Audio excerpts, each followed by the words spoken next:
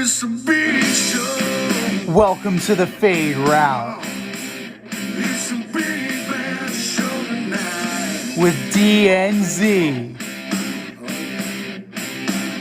Yeah, it's a big show. Here are your hosts, Cracking up, telling them lies. DNZ.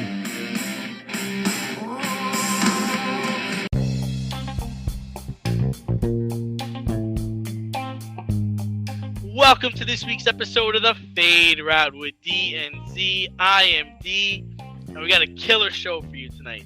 We're going to talk about the Chiefs' offense without Tyreek Hill. Julio goes to Tampa, and we introduce a new fair foul segment. But we begin today's show with hot off the press news. The Boston Celtics have reached out to the Brooklyn Nets and are trying to work out a deal for Kevin Durant.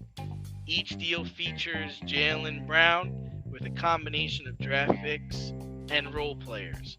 One deal even includes Marcus Smart. So, Z, I ask you, does this deal make sense for the Celtics at all? And by the way, I think we had this prior to the trade deadline of blowing up the Celtics, and now they might be doing it anyway. Apparently that's the case. Apparently what they're going to do is just blow it up and blow it up real good. Now, pardon me if I'm incorrect, but weren't the Celtics just in a little thing I like to call the NBA Finals? It's a small thing, but yes, It's sure. a little thing that I'd like to call the NBA Finals. So it's a little quizzical for me. Also, Jaylen Brown, I believe, is 25 years old, so he's not entering his age 34 season like one Mr. KD will be. And with all the drama that's sure to come, I don't know where this is coming from, especially since if you do end up including Marcus Smart in the trade, you now have a point guard problem, Right. and you need to go address that. Now, you can always reunite with your buddy Kemba Walker, I suppose, on a buy low deal, because KD's taking all the money. And it's pretty, he's 4 years, $198 million left on this contract. KD's taking all the money. It's pretty much it. What does this mean for Jason Tatum, right? How does he defer? Because he's going to defer. Like, this automatically becomes Kevin Durant's team. The team that swept Kevin Durant's previous team or current team, the Brooklyn Nets, depending on how you look at it. That Celtics team swept the Brooklyn Nets the fuck out of the playoffs. So, obviously, Taylor's thinking, I don't know what the fuck he's thinking. Clearly, Stevens and Udoka saw something in the NBA Finals that they did not like in the construction of the team with Jaylen Brown as their Robin to Jason Tatum's Batman. And they are looking to address that by bringing in Superman to team with Batman. And I don't know how this is going to work and how this may, in fact, upset the apple cart. I mean, you are getting offensive improvement, almost 11 points per game better for his career. Granted, KD's been doing this a longer time, but he is definitely the more prolific offensive player. I don't know how this is going to work, but I'm here for it. Yeah, I mean, listen, I don't really agree with you. I don't think they looked at their team and they're saying, oh, we got holes here and holes there. I think they look at their team and they're saying, we're not going to win next year with this team. We're lucky we got as far as we did. And truth be told, I think they are a player away. I do. Because I think if Kevin Durant is playing the role of Jason Tatum, they might win the finals, right? Because Tatum was awful, in the fourth quarter, and he was awful down the stretch in that series. Now, Tatum is not the guy the Celtics are willing to trade. It's Jaylen Brown in this situation. But I think this deal could work, but you're going to have to get another team involved. Because at the end of the day, the Celtics are going to need a true point guard. A scoring, facilitating point guard. So you're going to need to get, like, maybe a Portland involved where you can get Damian Lillard. And maybe it's Jaylen Brown is going to going to the Portland, and the draft picks and the role players go to Brooklyn. And like I said, we had this before the trade deadline where I was saying blow it up, and they just happened to go on a run, an unbelievable, incredible run that propelled them into the championship, that had them sweep the Nets. But right, isn't this Kevin Durant's MO? Go to the team that beat you, right? Go to the team that knocked you out. Oh, I'll just join them and we'll be better. Yeah, so to me, Marcus Smart's like whatever. I mean, Z, are you looking at the Celtics saying they're going to get back to the Eastern Conference Finals next year? I am saying that they have enough players to make a run. That if you keep Brown and Tatum together and you build around them, you have the opportunity for a longer period of time than you will if you bring in Kevin Durant. Because 34 is greater than 25. You're buying maybe one good year of Kevin Durant. You're buying one. That's all I'm seeing here. And I don't think, everybody was so quick to mention the Garnett-Pierce trade and how, that kind of set back the Celtics and then propelled the Nets and vice versa. But the Celtics were able to stay afloat because they were able to draft who? Tatum and Brown with the picks that they acquired in that trade. So I don't think that I don't necessarily think that star hunting is the way to go with this. I think, are you at all concerned with the idea that, Brown is only signed through 2024? Like, what happens if you're not able to get him to come back? So your window of Tatum, Brown, Marcus Smart, and, maybe a couple other players, that window could close in 2 years. So I guess the better question is do you see them competing for a title in the next 2 years? Absolutely. They'll be in the discussion. They'll be in the discussion. Now you're talking about free agency. They own his rights. So they can, like, what they were trying to do, what was going on with the DeAndre Ayton situation, what the Suns were, I think, trying to work was a sign and trade. So where Ayton could be included in the package for Kevin Durant. And I think that's something that would probably be something that if they can't get Brown signed long term, you can still reap the benefits of it through a sign and trade. So, this is the league that actually allows these kind of things. Yeah. So, Brown will get what he wants if he wants to be out of Dodge. The Celtics will get what they want, which are assets to build around Tatum or package for another player. And, they'll be able to stay afloat. But I don't think Kevin Durant is the right move. I really don't. Because if you look at the other contenders, right? Toronto. Okay, of course he would want to go to one of the teams that's a recent NBA champion. The Phoenix Suns. Oh, of course Kevin Durant would want to go to a team that was recently in the NBA Finals. And the Miami Heat. Of course he would want to go to another team that was in the NBA Finals. So this is his move.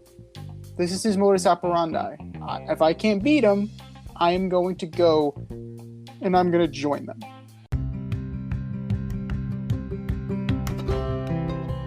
Do you love brownies? Of course you love brownies. But you know what's better than a brownie? A delicious, handcrafted, gourmet brownie delivered right to your doorstep. That's what our guys at Sweet Life Brownie Co. offer. Chef Tommy D and the crew offer a dozen delicious delights that you will crave, from the classic OB to Dutch apple to campfire s'mores and many more. Check out their website, sweetlifebrownieco.com, for their Friday brownie drops. At noon, their site goes live and you see what they're making. Since you're there, become a site member and earn points. You earn 50 points just by signing up. Make sure you follow them on Instagram and Facebook too, at sweetlifebrownie_co, for the latest updates and their latest releases and creations.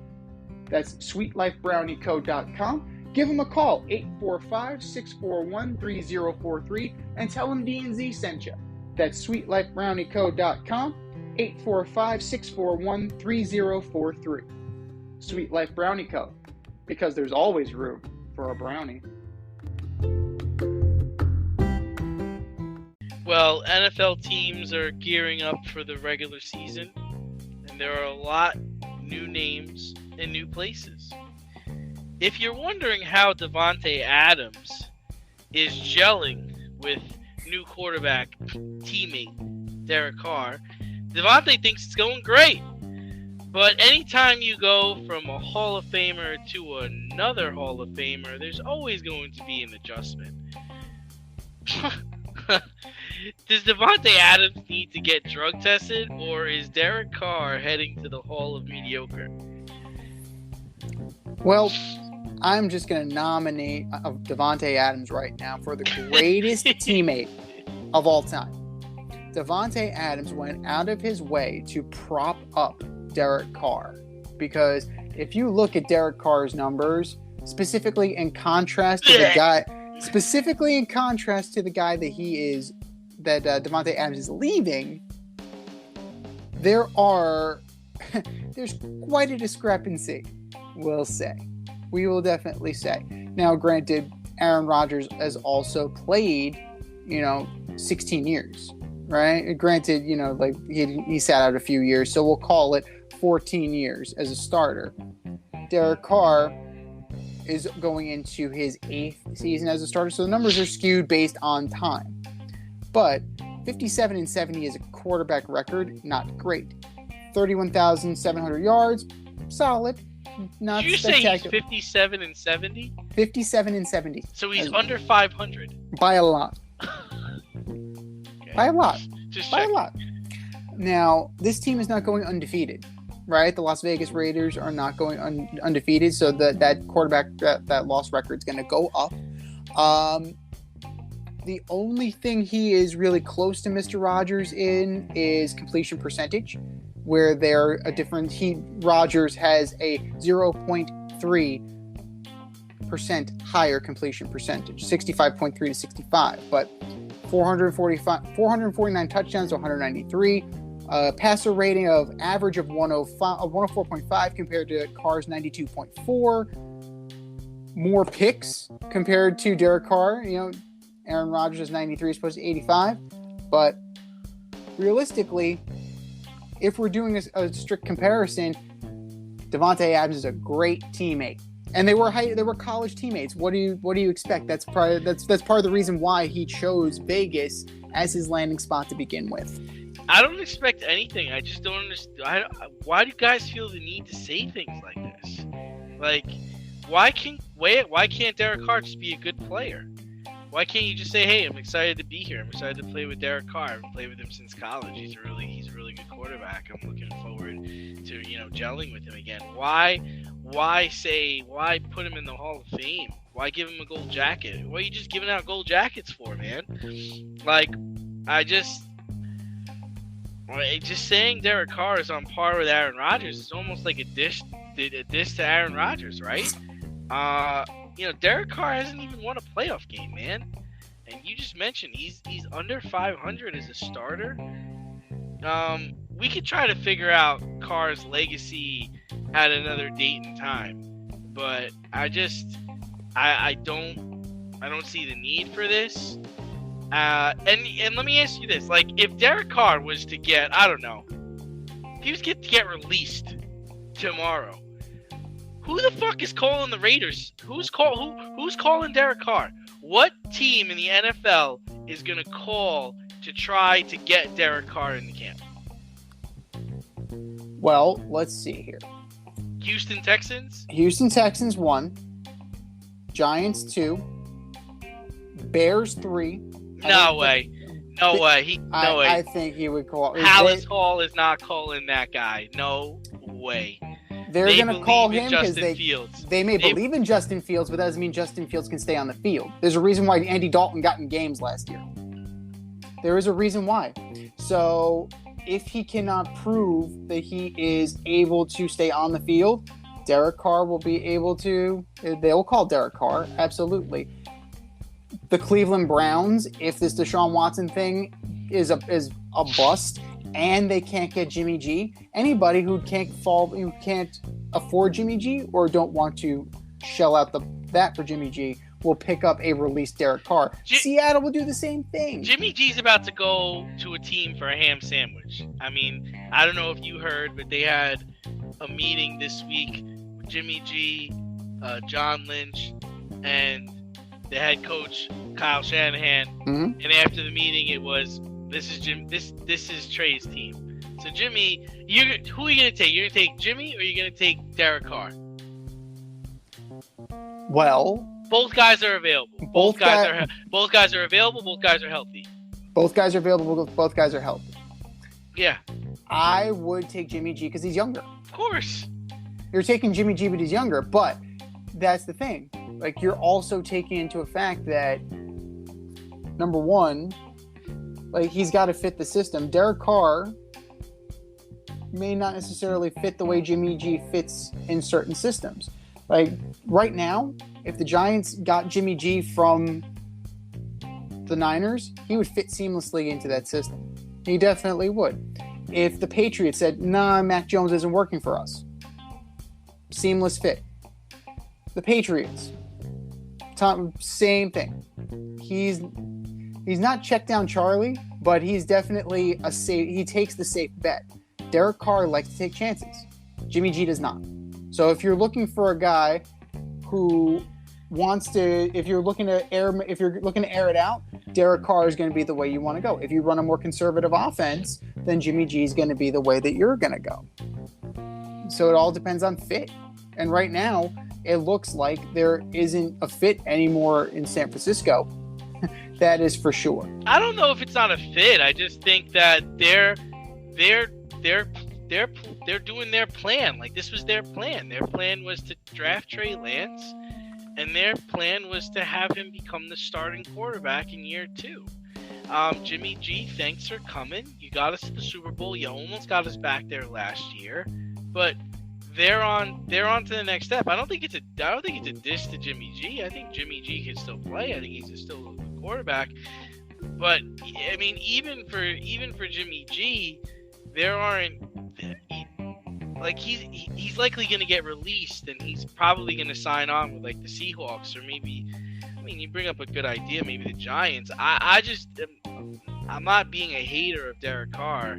I don't see where people are clamoring and people are saying, oh man, he's so great, he's got to be on my team, he's a Hall of Famer. Like, I just think it's absurd to say things like that. Avoid messy accidents. Get better stopping power with your brake pads. Callahan brake pads. You never know when you'll be driving in the road and there will be a truck tire that you need to avoid and save your family. Callahan Auto. We really care about what's under your hood. But, you know, while Davante Adams is settling into Vegas, the Packers signed their GM and head coach to extensions. Apparently they're doing something good in Green Bay, one of the championships they're winning. Does that remove LaFleur and Gutekunst from the hot seat this season? Well, that is, they can express all the confidence they want in Matt LaFleur and Brian Gutekunst. You can do this, right?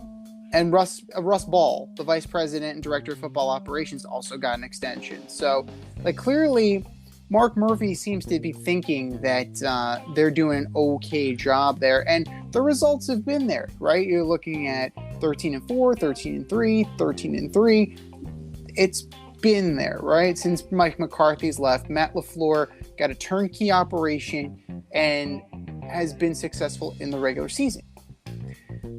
Now, all it takes is one tiff with Mr. Rogers, and this all goes to shit again, right? He's making, they're making nice now because they backed up the truck and they paid him. The problem is that he didn't read the fine print, and him getting the money meant that Devontae Adams got shipped out of town.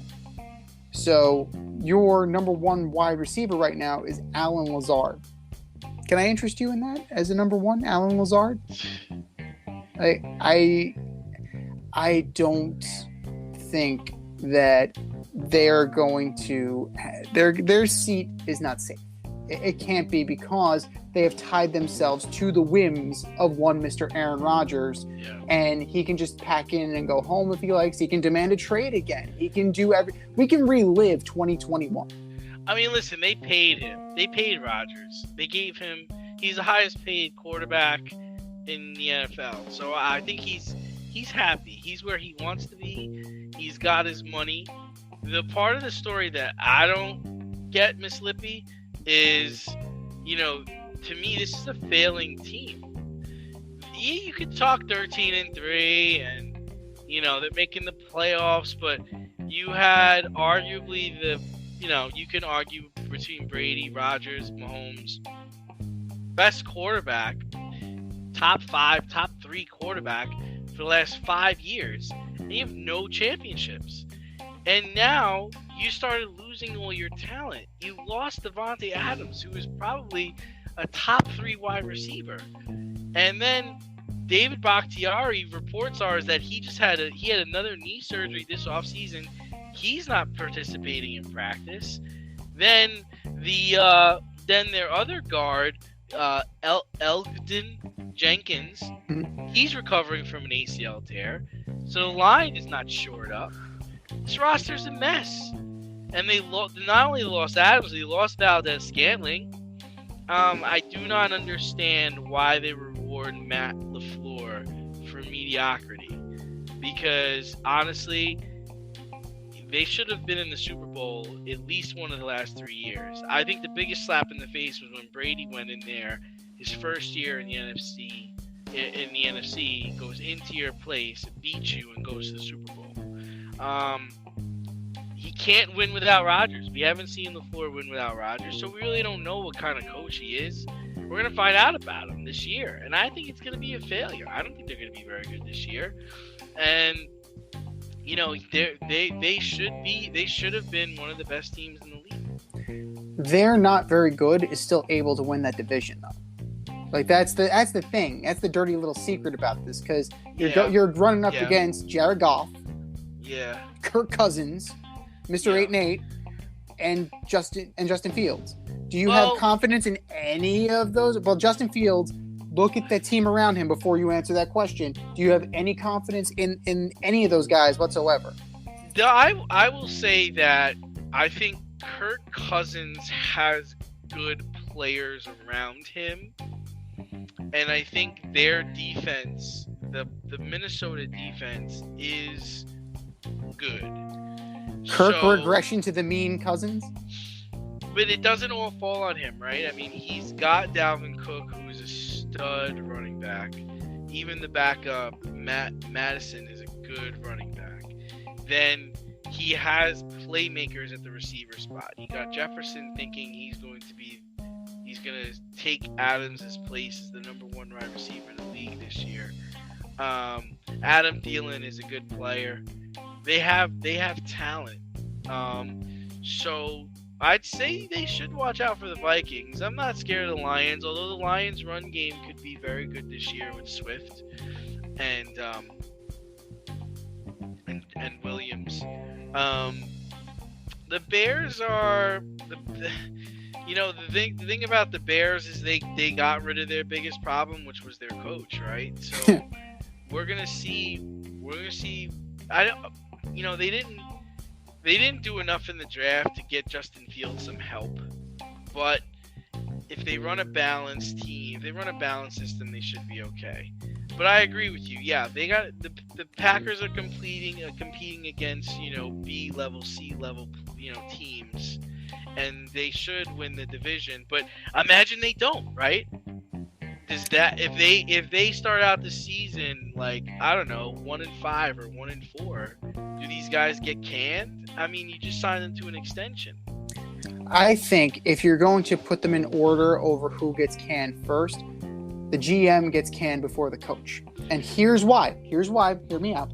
So the GM started all this with Rodgers. He got into the chicken match with him. He traded away his best receiver. He's not doing anything to address the wide receiver room. You brought in rookies and you promoted Alan Lazard to your number one. You let Valdez-Scantling go. You traded Devontae Adams. Odell Beckham is still on the free agent market. Julio Jones is now in Tampa Bay. I would say that it's the battle of the Bays, right? You have one of your direct rivals took a guy that would be very good in your offense, and that is on you as the GM. Well, look what else is on him, right? The Rams called the Packers for Rodgers. Mm-hmm. They didn't want to deal him. So what happens? The Lions deal. The Lions deal Goff, and the Lions deal Stafford. The Lions get a haul of draft picks. I don't know what they're gonna do with them, but they got a haul of draft picks. The Niners called the Packers, offering, from what I understand and what I remember, it was your choice of Jimmy G or Trey Lance because they wanted Aaron Rodgers to come to California. You traded up on that. So what happens this year if Trey Lance lights it up? You could have been starting all over with instead of paying Rodgers all that money, you could have started over and rebuilt Green Bay. Now you've set the franchise back because you're the highest paid player on the team is one of the oldest players in the team, and you're gonna have to be drafting everybody else moving forward. And a lot of this is due to the fact that you still don't know what Jordan Love is, and you traded up to get Jordan Love. Forgot all about that guy. You left that part out. Forgot all about that guy. So that's, in my estimation, then that's 3 strikes for Who's the still GM. on your team? Right. Haven't even traded that guy yet. Nobody wants him. Not even the Seattle Seahawks. Nah, we'll play with Geno Smith. It's all right. It's all good. Yeah. We're good. We'll take Drew Lock. It's all good. The Browns are like, nah. We don't need Jordan Love. We'll play with Jacoby Brissett. It's cool. Don't worry about it. Davis Mills is awesome. We're good. Oh yeah, Davis Mills is awesome. We're good. Thanks though. We're okay. For all the grill masters, green thumbers, home repair heroes, and DIY aficionados in the Richmond, Virginia area, if you're looking for personal service, quality products, and a convenient shopping experience, look no further than Thacker Ace Hardware in Colonial Heights, Virginia. Owner Don Rackley and his team of local experts have everything you need to tackle all of your home projects. I'm talking paints by Benjamin Moore and Clark in Kensington, power tools by Craftsman and Milwaukee, electrical, plumbing, hardware, and let's not miss the grills. Weber, Big Green Egg, Traeger, Blackstone, top shelf, amazing. And for all you green thumbers, their nursery department is fantastic. Give them a call today, 804-766-4223, or stop by 27 Dunlop Village in Colonial Heights. That's 804-766-4223, or swing by 27 Dunlop Village in Colonial Heights. Thacker Ace is the place with the helpful hardware folks.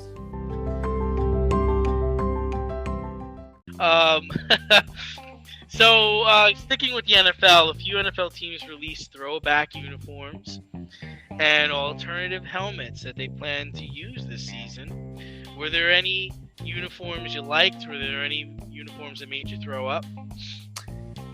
Well, what I didn't like. Let's start with what I didn't like. A lot of them are cool. I will give you that. Like, I'm not a fan of the Eagles. Like, it's okay. Like, the black, whatever. The Texans with the red, okay, it's part of their color scheme. That's fine.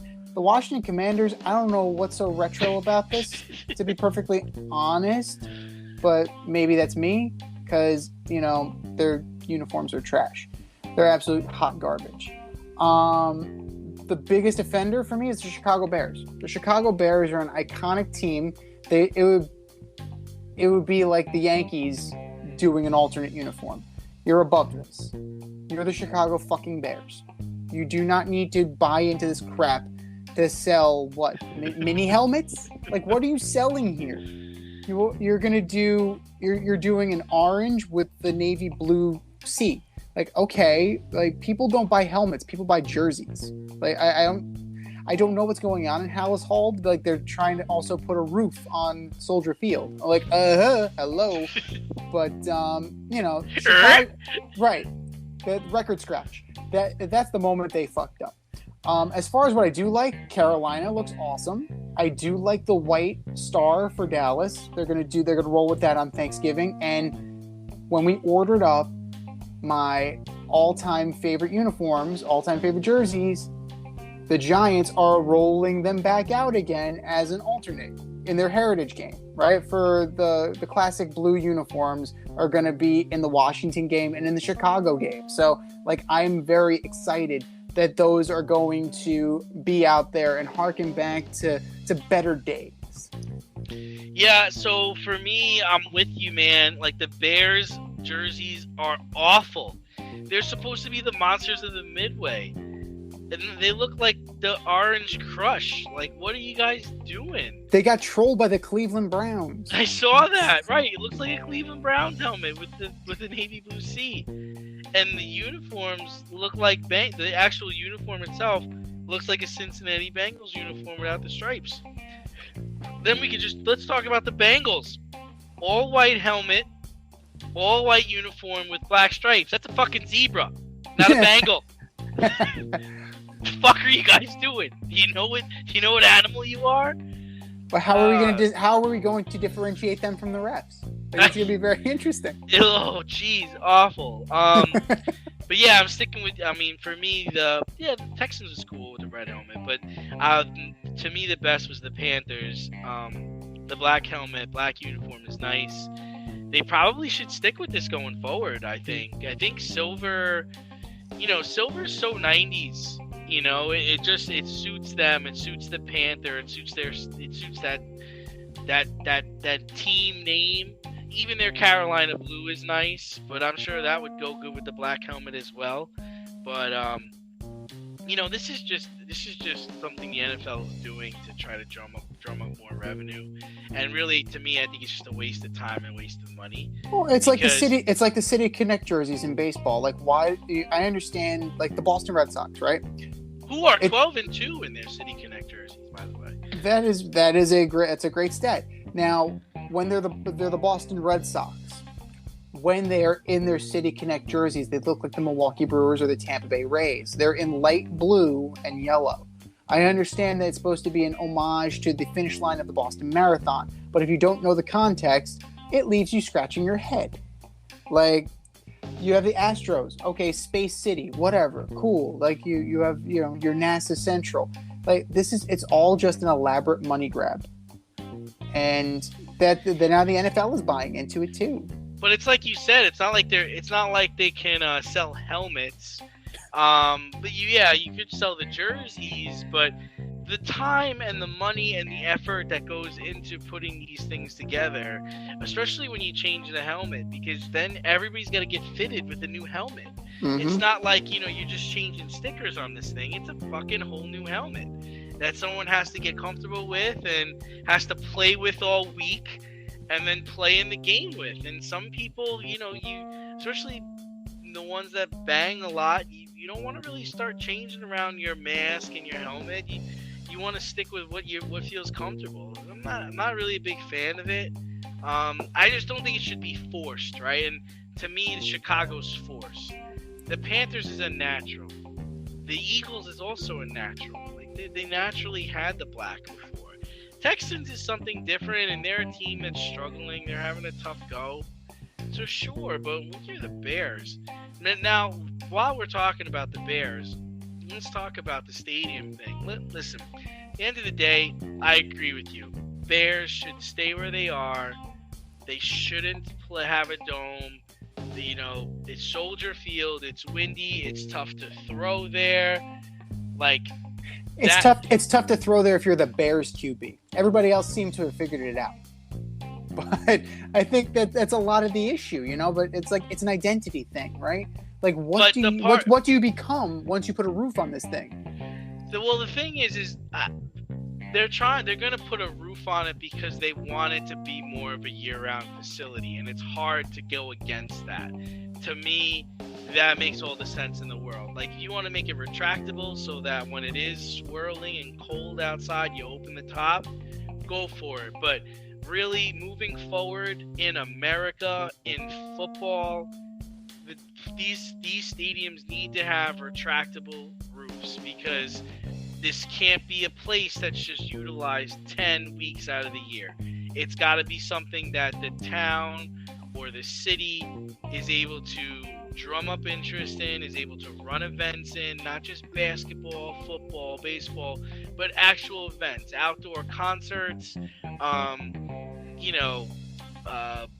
what do they do? Those beer expos. It's got to be something that's multifaceted, so that the city is able to use the dollars, get the tax revenue, get people coming in to see the venue all year round. So I agree with you in the sense that, Chicago's iconic for having, it's a tough place to throw and it's a tough place to play. But if you're going to ask the city to split the bill for this thing, then we got to maximize our revenue on it. Well, the NFL is going to do that because you are going to pay an arm and a leg to get there. Like, that's just what the PSLs and the average ticket price and event pricing, you're going to get your money back. And that's the one thing that the NFL doesn't need to worry about, is how they're going to recoup. How they're going to recoup for this.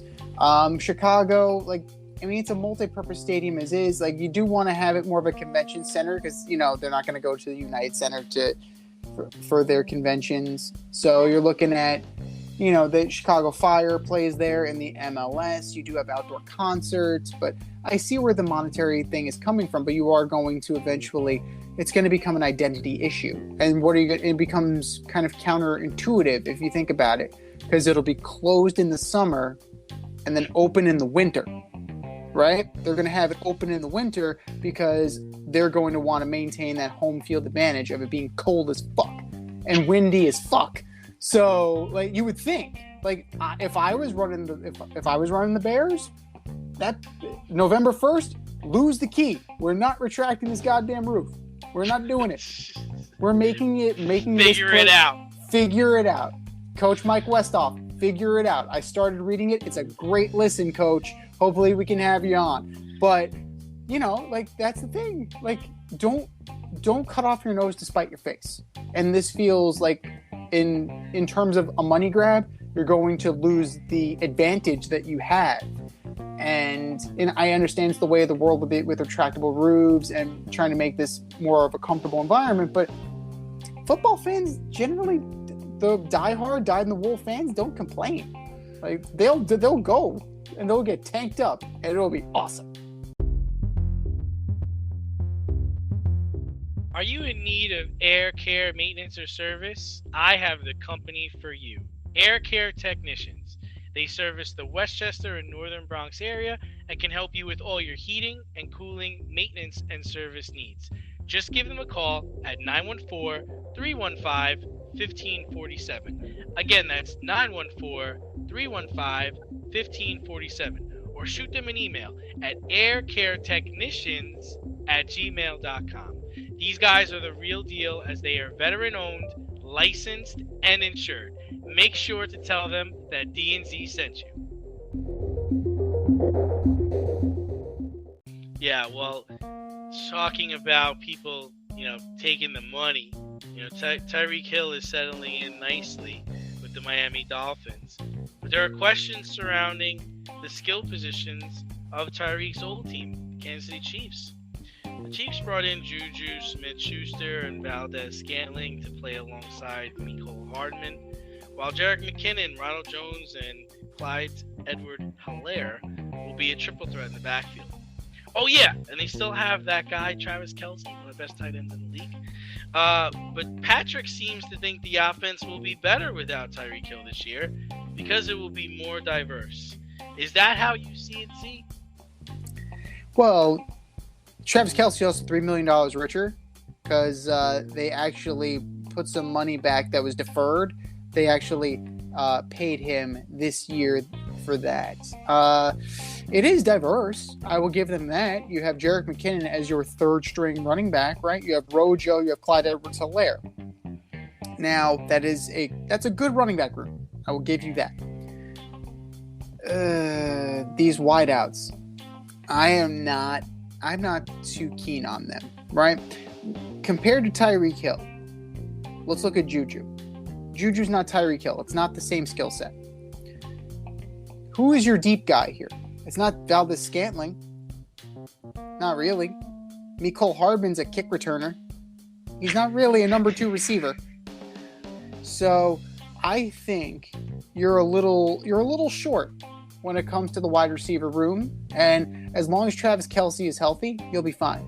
Because Travis Kelce is literally the only tight end worth his salt on the roster. Everybody else appears to be a blocking tight end. So,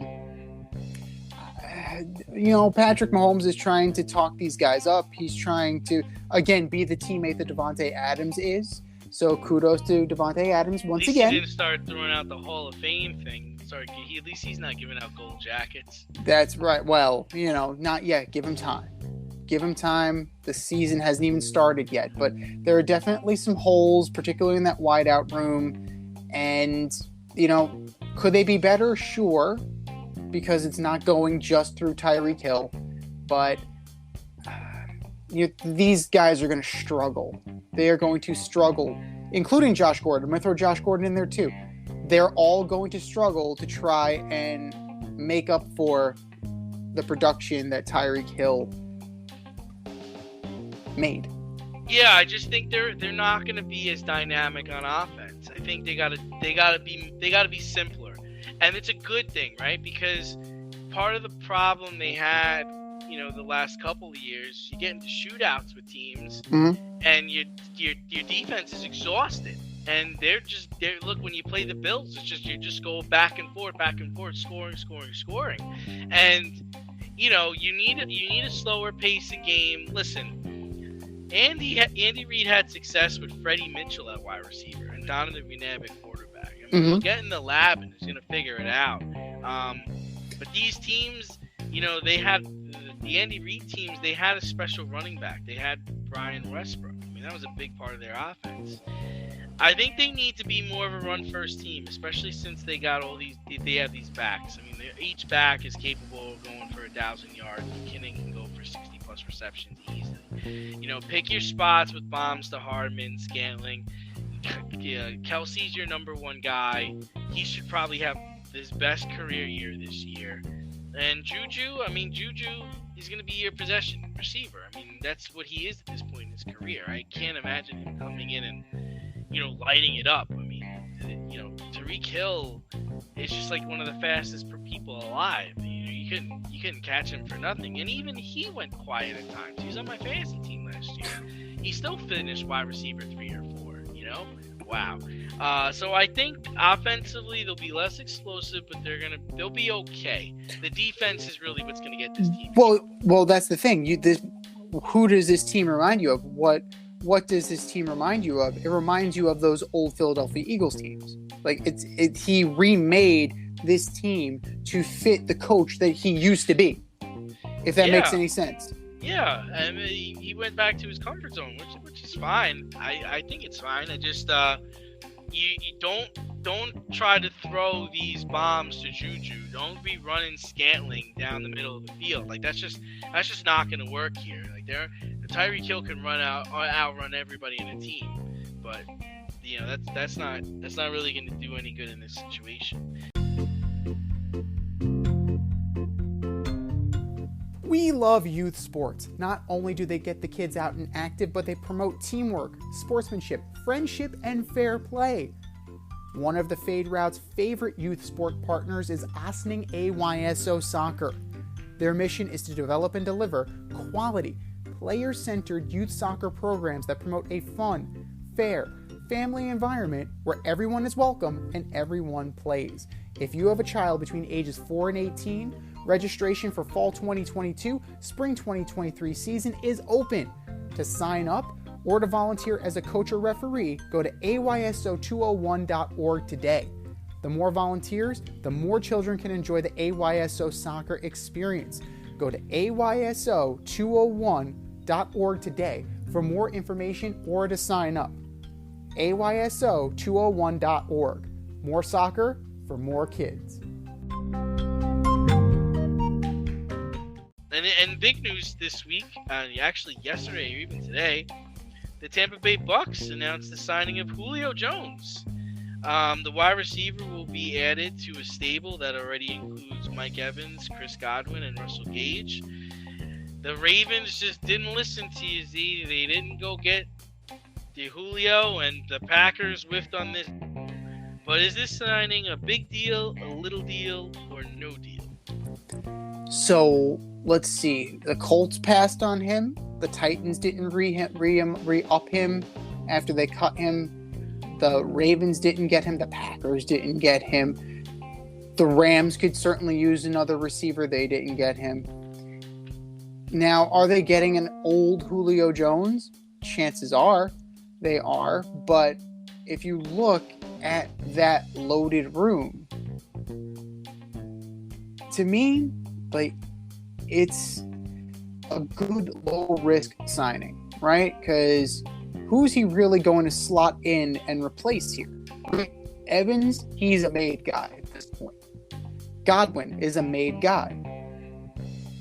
He's going to slide in as your wide receiver 3, right? Gage is younger. Gage will most likely be the guy, but Julio Jones is going to get every opportunity to be that wide receiver 3. And knowing Tom the way we know Tom, Scotty Miller is going to get involved. Cyril Grayson is going to get involved. Vincent Smith is going to get involved. These guys get involved.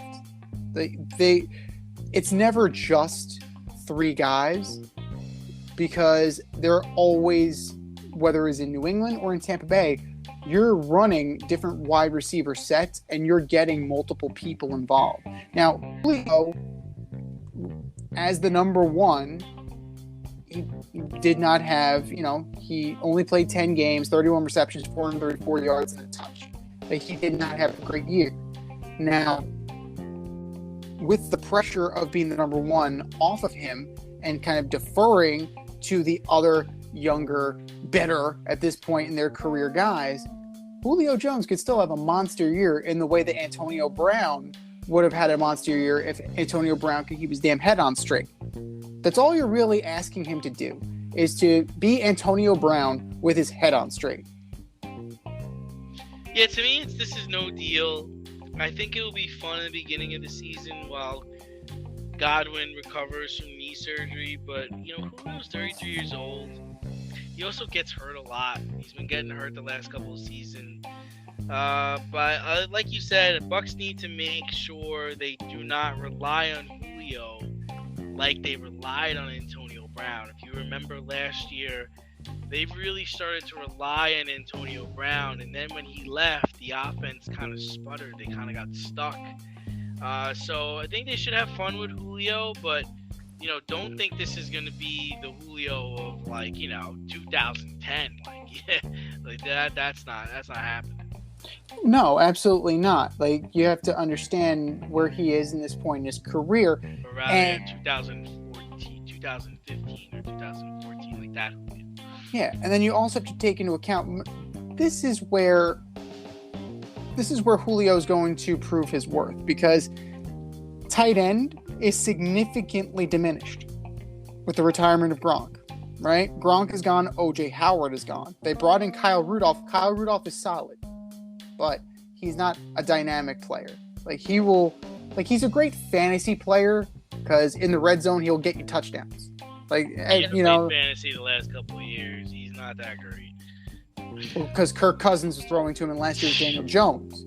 So you put him with Tom Brady, it might make him a Sure, Resurgent tight that's end. true.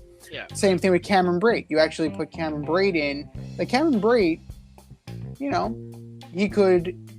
he has shown in the past, he's demonstrated in the past that he can be a viable option at tight end. But Julio Jones is another big body, and that can kind of take a little bit of pressure off of these guys because he also can do what these guys are doing. And there's really not much on the tight end market right now. Like, who are you going to get? Like, Ebron, Jimmy Graham, Chris Herndon, Jared Cook. Like, Wow, all those guys are available? Like, retread guys. Like, these are guys, we'll see. Like, and, you never know who gets cut, who doesn't get cut. But it'll be nice to take the pressure off of the other position group. But the tight end is something that Tom Brady likes to feature. Like, it's a position that Tom Brady relies upon. And I wonder if this is going to be something that kind of bites them in the ass later in the year. It's great that they have all these wideouts, right?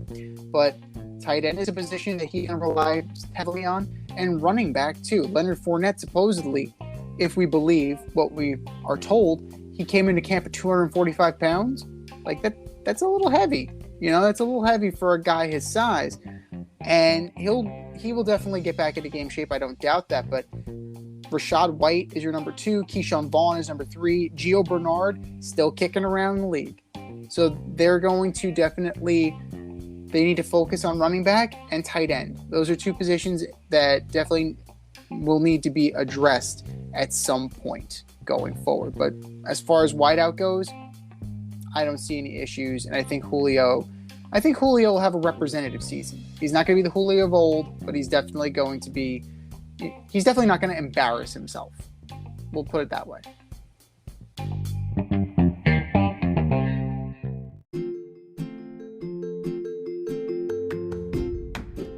You can't help but smile when you see a balloon. The simplest occasion is a party. Westchester Pop Stars, located in New Rochelle, New York, offers balloon styling and decor for all life's events. Birthdays, anniversaries, weddings, showers, school and corporate events, store openings, or just because. Westchester Pop Stars takes balloons and shapes them into works of art, creating decorative installations for your special occasions. No event is too big or too small, and their custom personalization service is top-notch. Westchester Pop Stars is a private studio, quickly expanding. In-person consultation is by appointment only. Send an email to westchesterpopstars@gmail.com for more information or to schedule an appointment. No need to hire an event stylist. All you need is balloons. Currently servicing Westchester, Putnam, New York City, and Connecticut. To find Westchester Pop Stars, search for them on Instagram, Facebook, or Google.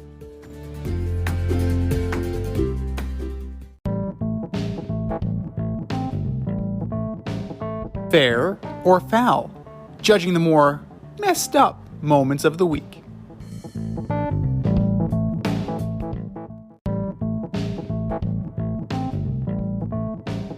All right, guys and girls, we are starting a new segment today. It is fair or foul. We found 3 of the most messed up stories that we could find, and we're going to tell you whether we think they're fair or they're foul. Pretty straightforward. Fair or foul, number 1. The Cardinals putting a mandatory film study clause in Kyler Murray's new contract. Yeah, I'm going foul on this one. If you feel the need to put something like this in a contract, you shouldn't be signing this guy to a long-term deal. Are teams that desperate for a starting quarterback? I mean, rumors are this guy leaves practice when things are not going his way. Like, was he 5? He also, we hear he plays too much video games. So, yeah, I'm going foul on this. I'm going fair. They definitely understand their player. So, from a player development standpoint, it's good that they're doing independent practice, right? They're doing independent study. That's all this is. And that likens, if you think back, all those years back to Jamarcus Russell, where they weren't sure about his habits off the field. They gave him a blank DVD and told him to study those plays. And he came back in, said, I love those plays, coach. I really liked XY Spider 2 Banana. The problem is they gave him a blank DVD, so they knew he was full of shit. Now, with Kyler Murray, they're tracking him. They're giving him credit for completing his film study. They are treating him like a child. But if what you're saying is true about what we're hearing about his attitude on the field during practice, this might be a nice little means of maturation. They're asking him to do 4 hours, right? We do 4 hours of prep for this show, right? You're asking the bare minimum of doing 4 hours per week to stay in compliance. Like, it's not too much to ask. And frankly, if you look at his numbers, having the additional study can only benefit him. He went from 24 touchdowns and 10 picks. Maybe he sees tendencies on the film, and he'll actually be able to put into practice what he sees, and maybe he can cut down those picks even more. Like maybe he'll stop playing hero ball from time to time and take what's given to him. That was an indictment of a defensive coordinator on Patrick Mahomes, playing too much hero ball, playing too much football, not taking what he gives him. Maybe this new film study will actually allow Kyler Murray to kind of trust his eyes, and he won't force passes that he's been forcing, like the one last year in the end zone that cost him a game. Fair or foul? Number 2, the XFL dropped New York and LA from their team cities. Yeah, I mean, I think it's fair. The Spring League will compete with baseball, basketball, and hockey in these markets, so I can get down with the drop. I think it's fair too. That these particular markets, New York, LA, it's not, Tampa Bay is also getting dropped as well, but New York and LA are definitely larger markets than Tampa Bay. No offense to the city of Tampa Bay, but if you're looking at it, there's a lot of competition for eyeballs. There's a lot of competition in terms of winter sports, like you mentioned. Even in the spring, you're gonna have the Rangers, you'll have the Islanders, you'll have the Devils. You'll be right in the middle of basketball season with the Knicks. You'll have the Nets. You'll have start of spring training with the Mets and the Yankees. That's a lot. LA, you're looking at the Clippers, the Lakers, the Kings, the Dodgers. For the Angel fans from LA, the Angels in spring training. There's a lot of competition there. And it's the cities they added, right? They added Las Vegas. They're looking to expand their repertoire in terms of their footprint. Orlando, Florida, which did very well with the AF. Like, they got people to come. So that's a good one. And then San Antonio. Like, San Antonio is a fine market, It's an underserved market because you have the Spurs and you have AAA baseball. But these 3 markets definitely take a chance on them. They took a chance on St. Louis and they got rewarded. Mostly that was out of spite on the city of St. Louis's part. But I think that having the next level markets, I think will definitely benefit them. And if they're planning to have a partnership like they plan to, who's to say that those markets aren't eventually absorbed into the NFL? Who's to say? Like, everybody's looking to expand. Nobody's looking to cut back, right? And heaven forbid we stay the same. So if they ever decide they want to add, why not St. Louis again? Why not Orlando? Why not San Antonio? There's plenty to go around. Fair or foul? Number 3, Draymond Green's take that the 2017 Warriors would beat the 1998 Bulls. Yeah, going to go foul on this one. I mean, it's hard to compare errors in the NBA, and everybody wants to do it. I just think Rodman and Draymond would not make it through the series. They probably would have got thrown out of every single game. Pippen would have taken out Durant. Ron Harper's length would have given Curry a problem, and Jordan just wouldn't let his team lose. So yeah, I'm going foul. I'm going foul as well. Draymond is, saying everything he can in order to make sure that people tune into his podcast, and I understand that. No shame in his game, no shame in our game. I totally respect that. You're trying to promote your brand. But if we look at this,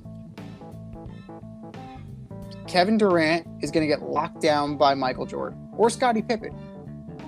And whoever the one doesn't, right? If it's Scottie on Durant, then Jordan's got Curry. And I think that would be a very interesting matchup, to say the least. And if you want to talk about shooters, right? Oh, Clay and Jordan was no slouch. You had Tony Kukoc. Tony Kukoc was a sniper. Pippen was no slouch. Ron Harper was no slouch. And they had a guy, maybe you've heard of him, Steve Kerr. Steve Kerr, who was the coach on the Warriors. They actually shot better from 3 that season than the Golden State Warriors shot. That they did. That they did. They absolutely did. So I think it's a foul statement. Absolutely. And I don't, he said they would win by double digits and they would kill the Jazz. I'm not even so sure that they would kill the Jazz by 40. I really don't see that because, Jerry Sloan, Hornacek, Stockton, Malone, Ostertag, I believe, was on that team. Shannon Anderson. Like, Isley. You had guys on that team. So I understand that comparing eras is difficult. And it's a pointless exercise. But you can't argue with what we've seen, and we can't argue with what we know as facts, and that the 98 Bulls team was, they were undeniable. And let's not even talk about down low, right? You had Rodman, Longley. Come on. Like, who was the center this year? Kevon Looney? Okay. Sure. That's fine. But kudos to Draymond Green. He got us talking about it, but stop. Just stop.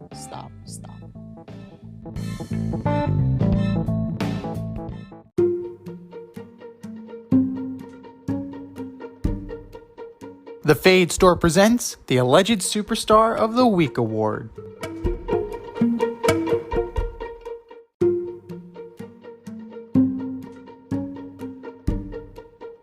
All right, boys and girls, you know what time it is. It is time for the Alleged Superstar of the Week. Here's how it goes. We have a poll on our Twitter account at FadeRouteDNZ, and you vote, and you vote, and you vote, and you vote. And the winner of said vote gets the coveted ass trophy and a mention on this here program. And D, do you know who took home the ass last week? I don't. Rob Manfred. What else is new? Well done, Rob. Well done. But that was last week. This is this week. I'm not even sure if Rob Manfred's going to be on this week. Has he said something stupid? I don't know. But who are your nominees, D? All right, first up, I've got Matt Rule, head coach of the Carolina Panthers. This week you said the quarterback battle in training camp would be fun. Matt, it's depressing that you have 2 guys taken in the top 5 of the 2018 draft and you don't know which one is going to start. No, that's not fun. It's a nightmare. Matt Rule, you are my alleged superstar of the week.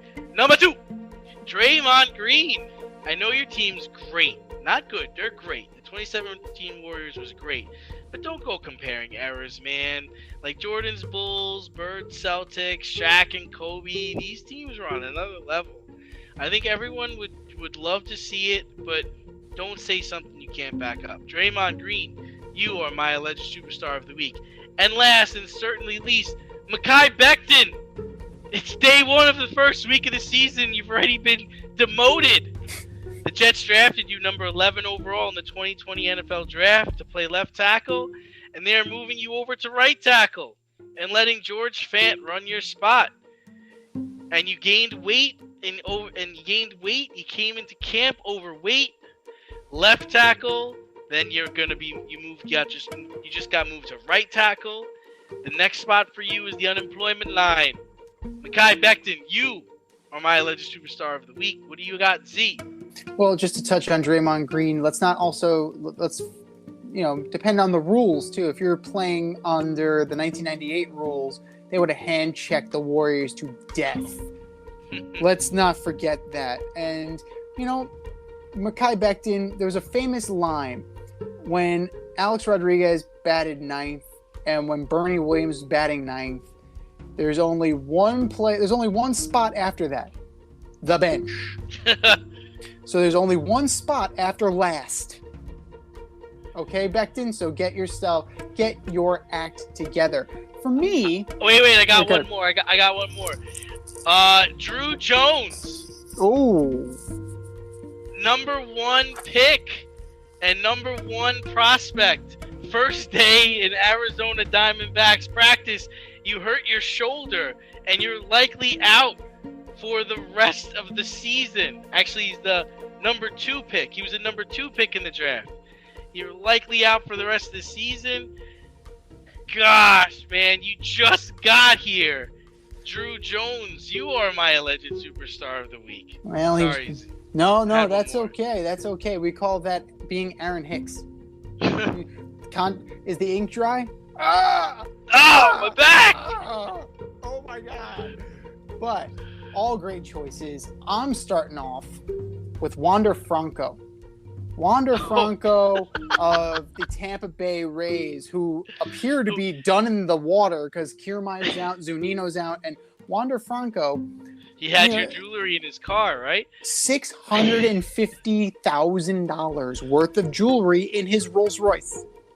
In a safe. Are you kidding me? Like in Jacksonville. A Clay County man was arrested in Jacksonville because they were apparently casing Mr. Franco, saw the safe, grabbed the safe, stole his minor league championship ring, his American League championship ring, and a bunch of other jewelry, totaling $650,000. Why not take the Rolls Royce too? Dude, there's being flashy and there's being stupid. That borders into stupid. Wander Franco, you are my alleged superstar of the week. Carlos Rodon of the San Francisco Giants had a bad outing, right? We all do from time to time. This particular outing was against the Diamondbacks, and the Diamondbacks roughed up Mr. Rodon. He decided to kick bat. The problem with this is that he hit his own teammate, Tyro Estrada, with said bat. And he was visibly limping. Now, it's one thing when you hurt yourself, doing stupid shit. Famously, I remember Bob Guerin hitting himself in the face with his helmet after he threw it against the wall. But this is borderline dangerous. It makes you a bad teammate. And I happen to have some audio from the dugout. This is going to be great. Let's see what we have here.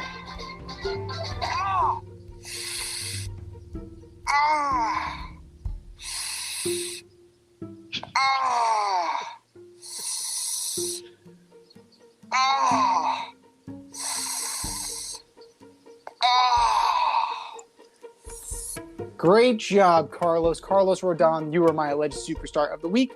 And last but not least, the one, the only, the greatest of all time, the nature boy Ric Flair.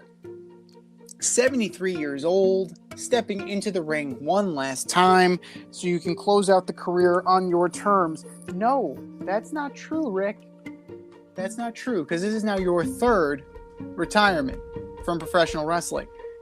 You had your retirement match against Shawn Michaels at WrestleMania. You retired from TNA, And now this is your third retirement tour. You're coming up on Barbra Streisand and the Rolling Stones in terms of retirement tours. Let it go and walk away. Don't sully your legacy and embarrass yourself for one last payday. Nature Boy Ric Flair, you, woo, are my alleged superstar of the week.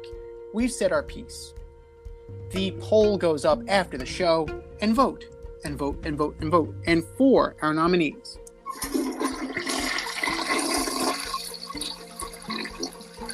just do better, boys. Just do better.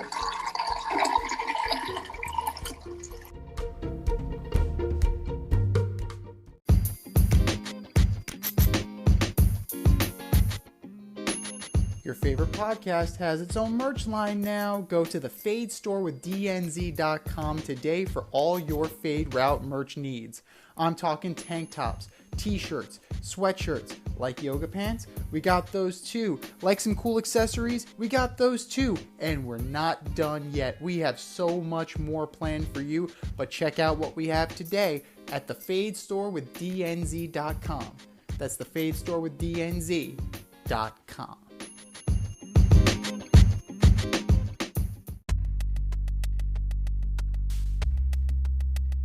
Order up!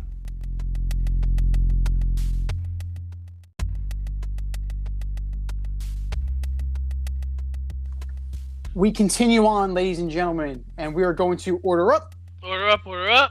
We're continuing our order up of the NFL preview division by division. This week we are ordering up the NFC South from 4 to 1. Who you got, D? All right, at number 4, I got the Falcons. Yeah, Drake London, Marcus Mariota, Kyle Pitts. I mean, they're gonna play well, but this is just a bad team. It's gonna take some while. It's gonna take a while before Atlanta's relevant again. Number 3, I have the Panthers. Despite their awful quarterback situation, I think they do finish close to 500. I think they have a decent defense, and they're gonna be okay in this terrible division. Number 2, I have Saints. I think Jameis Winston wins Comeback Player of the Year. I think Jarvis Landry, Michael Thomas will help the offense be successful. Chris Olave as well. And number 1, in all your hearts, Tampa Bay Bucks. This is just really by default. I don't think any team in this division really got better from last season, and the Bucks are just, we're just really close to advancing, in the playoffs last year. What do you got, Z? I mean, it's pretty close. We're pretty close to the same. Last place, 4th place, I agree with you. You're looking at the Atlanta Falcons. I don't believe in Marcus Mariota. Is it going to be Ritter time at some point this year? That guy's good, actually. Yeah. They should do that. We'll see. Like, do they have a veteran stopgap in mind? Because then you're looking at Mariota, Ritter, and Felipe Franks. The problem is the veteran stopgap is the guy who's starting. So that becomes the problem. You're looking at, running backs, Cordero Patterson. They know you're coming this year, man. Let's see what you can do. Damian Williams is his backup. Damian Williams is decent. He's good. I like him. Yeah, I mean they're low. They have some good players here. They have London, Edwards, Zacchaeus, Pitts, Ferkser is their backup. Like they got him from Tennessee. They have players on this team, but they're a quarterback away from relevancy, and Marcus Mariota is not that guy. Number 3, I'm taking the Saints. I am taking the Saints because, for one, I don't know what Jameis Winston's going to be like post-injury. Like, that is something that definitely needs to be considered. That's great that you got Michael Thomas back. That's wonderful. First time on a practice field in 18 months. Exactly. Right. You have him. You have Marquez Callaway. Traquan Smith is there. They brought in Jarvis Landry. They drafted Chris Olave, like you mentioned. I mean, tight end, is Taysom Hill going to be that guy? Like, is he going to be the tight end that they want him to be? I don't know. That's going to be an issue. The other thing hanging over their head, Alvin Kamara. Like, what's going on with the arrest? What's going on with his legal matter? Mark Ingram is there, but Mark Ingram's a handcuff.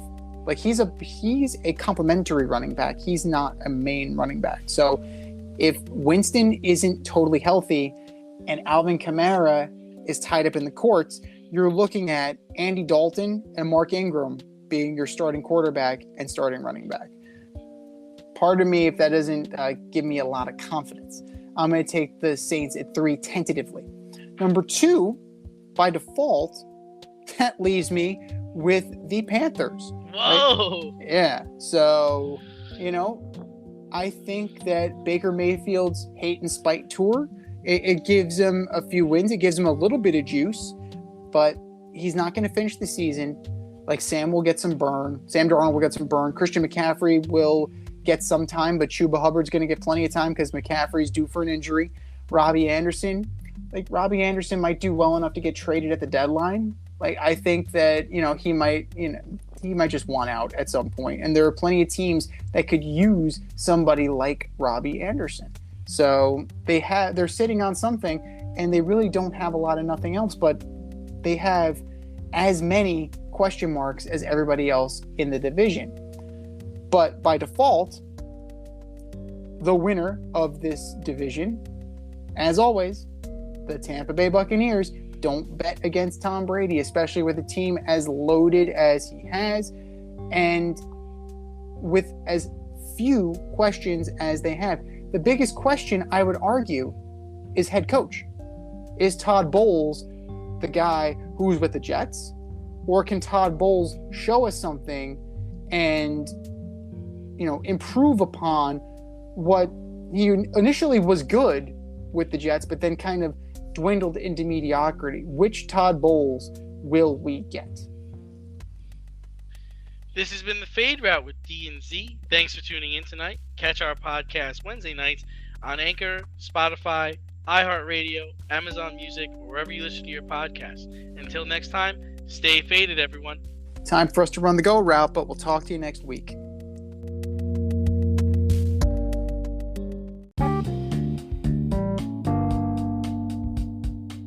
Want to get on the action? We want to hear from you. Hit us up, faderoutemail@gmail.com. Slide in our DMs on IG at FadeRoutePodcast. Drop us a DM on Twitter at FadeRouteDNZ. Comment on our YouTube channel, The Fade Route with DNZ. Questions, comments, picks, segment suggestions, you name it, we want to hear from you. Get at us, in crowd. Thanks for listening to this episode of our podcast. If you like what you heard and want to hear more, be sure to like and subscribe on your favorite podcast platform. Rate us 5 stars, leave us a review, turn on subscription notifications, and tell your friends. Spread the word, spread it wide.